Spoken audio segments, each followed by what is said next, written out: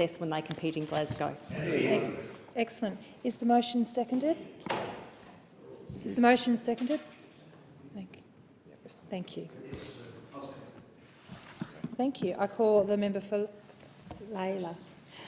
Thank you, Deputy Speaker. I rise today with pleasure to pay tribute to a sport that has delivered enormous social good for over a century in communities across our nation. Netball taught me, and thousands like me, the importance of team, the thrill of winning and the lows of defeat in a contest by contest as well as game and season perspective.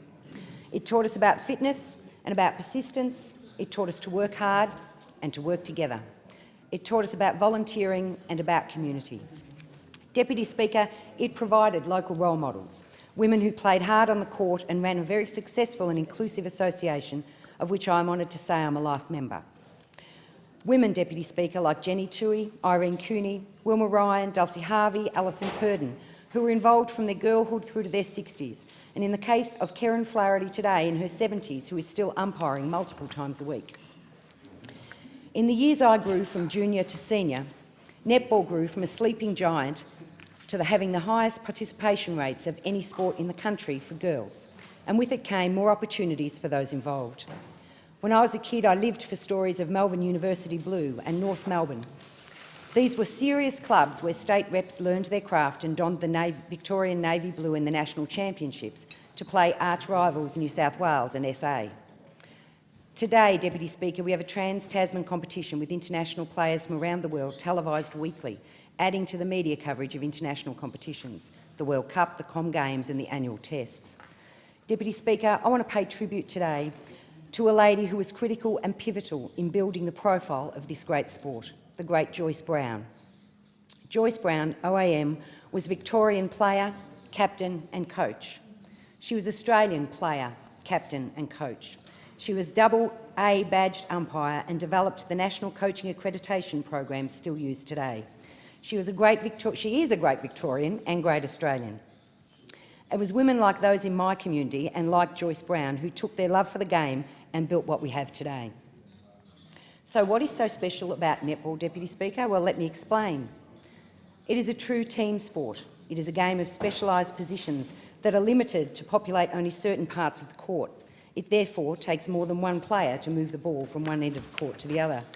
Alternating teams have possession from the centre, so one team cannot dominate the game the same way they can in soccer or hockey or football or basketball. This creates one-on-one contests all over the court for every possession, which means it is about strategy. It's about creating and closing down space and doing it in a cohesive way using intricate moves and counter moves all over the court. The uninitiated soon learned that although the rules say it is a no-contact sport, it is all about contact in the contest, move and counter-move. It is also like dancing. It has a rhythm that is hypnotic and players rely heavily on kinetic awareness and peripheral vision. For my netball friends and I, who also played lots of other sports together, netball is the only thing.